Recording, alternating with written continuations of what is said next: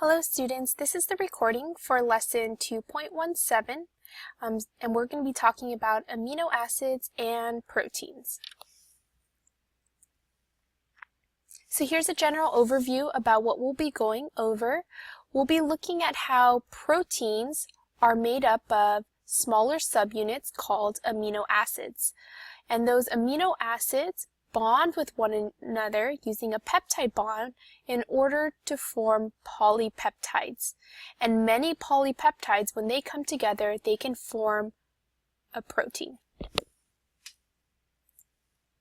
So the goals for this lesson is for you to understand the structure of amino acids and proteins, for you to recognize that a polypeptide is a chain of amino acids, for you to recognize the importance of amino acids and proteins to living things, to understand what makes up amino acids and proteins, and then remember this is our overarching goal where we're looking at the role of carbohydrates, proteins, lipids, nucleic acids, and water in living things.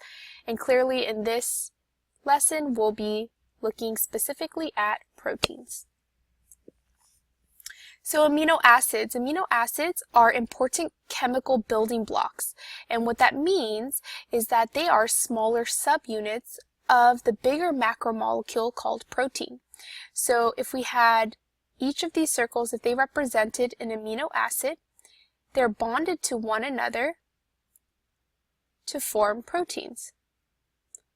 Right? So proteins can have anywhere from, like maybe 5 amino acids to thousands of amino acids. It really varies depending on its function. And so amino acids are these simple, smaller subunits that we call chemical building blocks. So I'm sure all of you guys have heard of silk, and but you might not be aware of how silk is formed.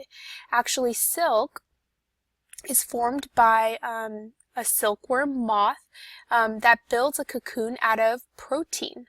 And so when they secrete this protein in its saliva, what happens is they are able to make this silk protein threads, and silk makers will then harvest these silk protein threads and make it into fabric.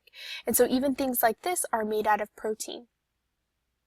Silk protein, just like all other protein, are made up of individual amino acids bonded together. And again, amino acids are those chemical building blocks of all proteins.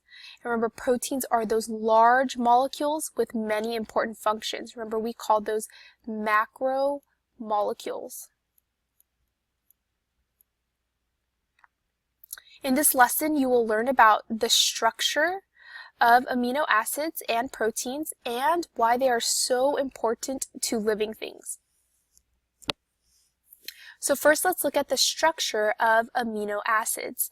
So amino acids have very similar structure, even though there are many different types. So just from looking at this, the chemical structure of amino acids, you could see that it's made up of hydrogens, which are the H's, has a nitrogen, and it also has carbons, right? On the other end, you could see that it also has some oxygen atoms as well. If you look at this central carbon right here, you'll notice that we have this central carbon that's bound to 4 different things. One of them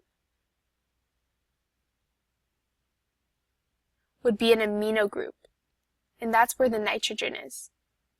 Okay, so this would be the amino group. The other end right here is what we'll call the carboxyl group.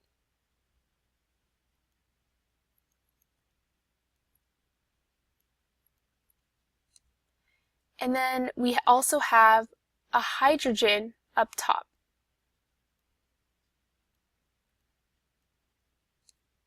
Okay, and then lastly we have this R group, which we'll talk a little bit more on in the next slides.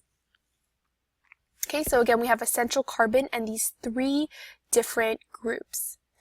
This 4th group, which we call the R group, is sometimes referred to as the side chain. And what's unique about the R group is that it's the only part in the amino acid structure that varies between different types of amino acids. So because of that, its chemical and physical properties of the R group give each amino acid its unique characteristic and functions. So there are different types of amino acids.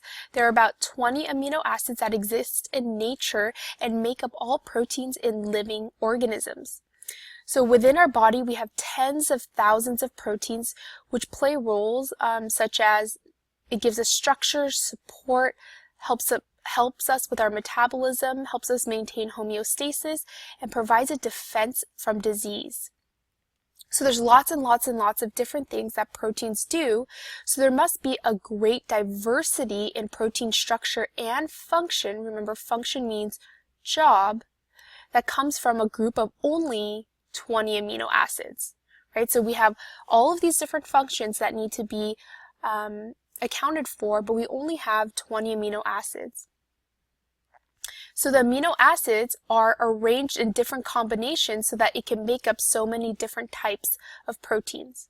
So let's look closely at amino acids. The different properties of the R groups, which remember is that side chain that varies between amino acids, affect the chemical and physical properties of the proteins. So some R groups could be nonpolar and hydrophobic. Remember, this is water hating. Other R groups could be hydrophilic, which would be water loving. Okay, so depending on the R group, some amino acids could like water, others could not. Some also have a positive or a negative charge, and these amino acids can be attracted to water as well. This is a chart of all the different types of amino acids that we know of. And remember, all of these have unique R chains that give them unique characteristics. One of the reasons why protein is so important in your diet is because we don't naturally make all amino acids in our body, so it's important that our diet provides us with all the amino acids that we need in order to build the proteins essential for life. Okay, so we talked about amino acids, but if amino acids begin to combine, they form what we call peptides. So regardless of the R groups that they contain, amino acids bond with one another in the same way, forming a structure called a peptide. So a peptide is basically when two or more amino acids come together. So you see here, this blue one would be one example of an amino acid. So we have amino acid 1 and then we have amino acid 2, and we see that they are bound together by a peptide bond. And it doesn't necessarily have to be limited to 2 amino acids. It could be a long string of amino acids. Again, there could be thousands of them that make up a protein. A peptide bond, which again is between 2 amino acids, forms when an enzyme, which is a type of protein that speeds up chemical reaction, causes a dehydration reaction. So you know the word dehydration is usually like when you use up water or you don't have enough water, right? So in this reaction, the OH end of the carboxyl group, remember we talked about that, that's at the end of the amino acid, joins with the hydrogen atom, which is that H, from the amino group. And so when the OH and the H join together, the reaction produces a molecule of water and a peptide bond between the 2 amino acids. This type of reaction can repeat many times to form many peptide bonds, and when we have many peptide bonds between a lot of amino acids, we have a polypeptide, or a long chain of linked amino acids. So again, the dehydration reaction is when we have an OH and an H coming together, right, to make water. And because of the loss of this water from the molecules, bonds are able to form between the 2 amino acids. Here's an example of a polypeptide. Cone snails are animals that live in tropical waters, including Australia's Great Barrier Reef, and they produce some of the most toxic venoms or poisons in the world. The toxic venoms are actually a polypeptide, and researchers have used this polypeptide in a potent painkiller that recently became available in the United States and Britain. So you see that proteins can be used in various ways.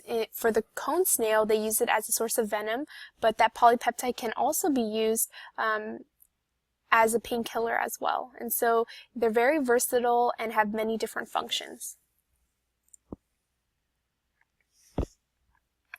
So we talked about amino acids and how two amino acids or more put together are a peptide. If we have a really long chain, we have a polypeptide. And if we bring a lot of those polypeptide chains together, we can make a protein. So the fer-de-lance has proteins in its venom called cytotoxins, which are materials that kill cells. Okay, so it's a venom, a poison that kills cells.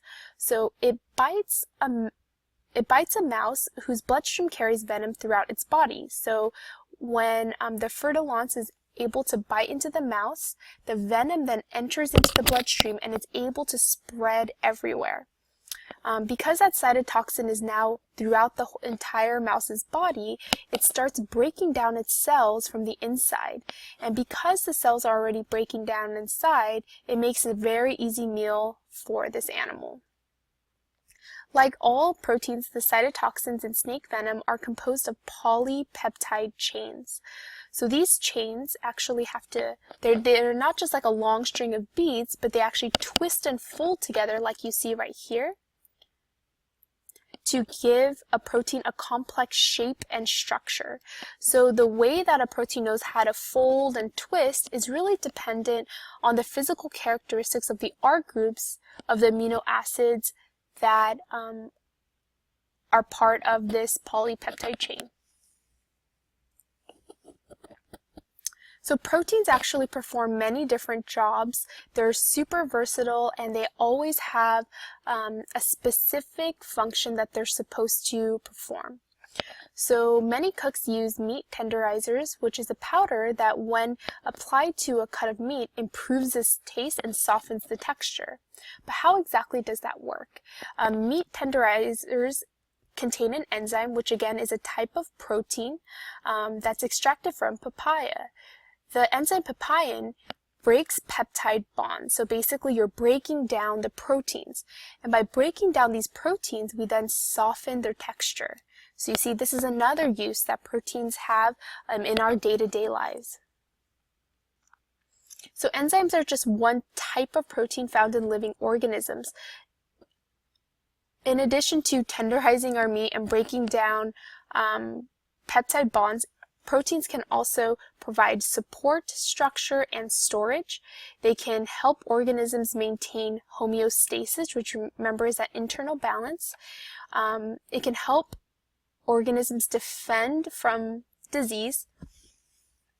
And it can be a transportation system where it helps carry important molecules throughout the body. Dogs have enzymes in their saliva that help break down food. These enzymes perform the same function as the enzymes in meat tenderizers. Another use of papain that's worth mentioning is that you can use it if you're stung in jellyfish. So sometimes, or if you're stung by jellyfish or bees. So when you're stung, people sometimes use a paste of the meat tenderizer with that papain with water, and then they apply it to that painful area, and that's able to break down the protein that are in the toxins. Okay, so another use of proteins is that they're able to provide structure and support, and two important proteins that do that are keratin and collagen. So the world's largest animal, the blue whale, which grows up to 30 meters long, feeds on some of the world's smallest animals, which are tiny invertebrates called krill. They're very, very small. And so how the whale actually eats the krill is that they dive into the ocean and swim into huge schools of krill, and they basically take the water and all the krill into its mouth. However, the whale doesn't want to swallow all of that water, so what it does is it strains the water against plates in its mouth called baleen, which you see right here. Water is going to go through the baleen and out of the mouth, but the krill will remain behind and then are swallowed for food. So the baleen that we were talking about is actually made up of keratin, which is a structural protein, the same protein that makes up your hair and fingernails. Keratin forms many important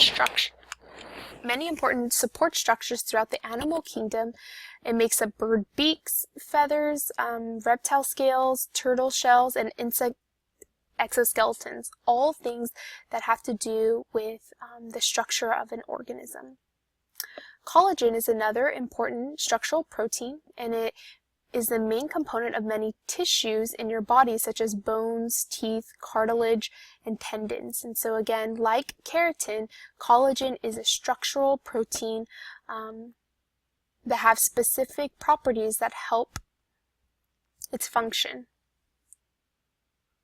So if you look at this picture right here, you see that this is someone's foot, and they have athlete's foot, which is basically when fungus is on the bottom part of your foot. And basically the fungus that causes athlete's foot feeds on the keratin in your skin, and that's what actually gives it this appearance.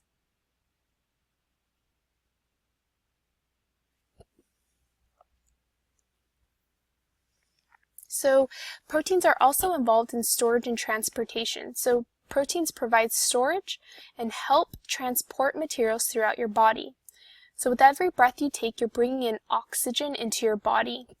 And oxygen is needed all throughout your body, so it's really important that we know how to get oxygen from our lungs to the rest of our body.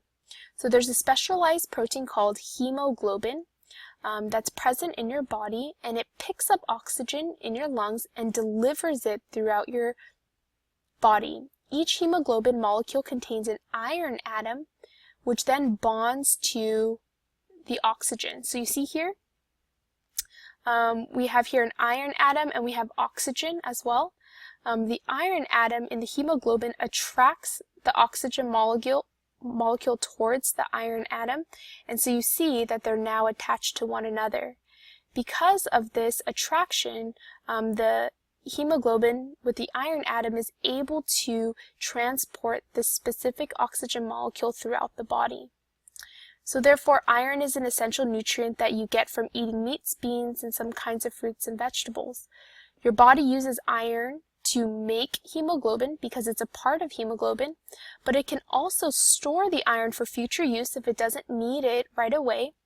And how it stores it is using another protein called ferritin.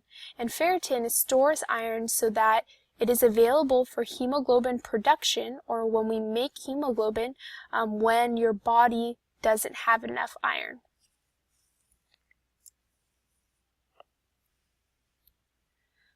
Another function of proteins is that it helps organisms respond to the environment, and here are a couple of examples. Okay, so we have proteins called actin and myosin that work together to help muscles contract and move. Remember, contraction happens when you have the muscle you can see is getting shorter, and when muscles get shorter and contract, it causes movements. Another class of proteins that help organisms maintain homeostasis is receptor proteins. So this diverse group of proteins is typically found in cell membranes, and what it does in cell membranes is that it recognizes and binds to specific molecules such as hormones that are used as chemical signals released by the nervous system. Other proteins can help transport materials across the lipid bilayer. So if we had like the lipid bilayer like this, right? Remember, we have two layers of phospholipids. You could have different receptor proteins, right, on your lipid bilayer, and those proteins can bind onto those receptors in order to cause either certain channels to open or different things to happen within the cell based on messages sent by the nervous system. You can also have different proteins that can be used as channels. So let's say we have a protein right here, and it's like a little channel that allows things to go through, right? That's another use of proteins in the cell. Insulin is also another example of a protein that helps maintain homeostasis. It helps the body regulate the level of sugar in the blood. So diabetes develops when the body either does not produce enough insulin, which means that it's not able to regulate the blood sugar, or it doesn't respond to the insulin present in the bloodstream.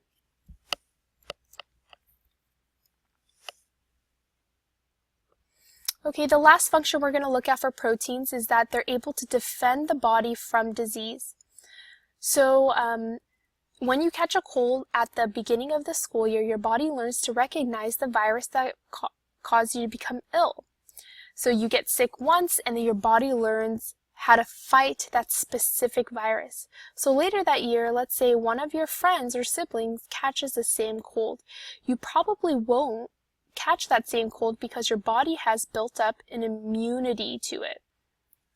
In other words, your body recognizes the virus as foreign and can quickly mount an attack against it. And how exactly do they do that? They use a protein called antibodies. So antibodies are defense proteins that the body produces in response to invading pathogens such as bacteria and viruses. So when an antibody is produced, it can tag those certain viruses for destruction, or the certain bacteria for destruction, so that your body can get rid of it as soon as possible, preventing you from getting sick. So the summary of what we went over today are that proteins are organic molecules. They are large molecules that are necessary for life. They have important roles in the body, including storage. Remember, we talked about ferritin. We talked about how they help transport things like oxygen molecules using hemoglobin, how they help us respond to the environment, and how they form a defense for us through the use of antibodies.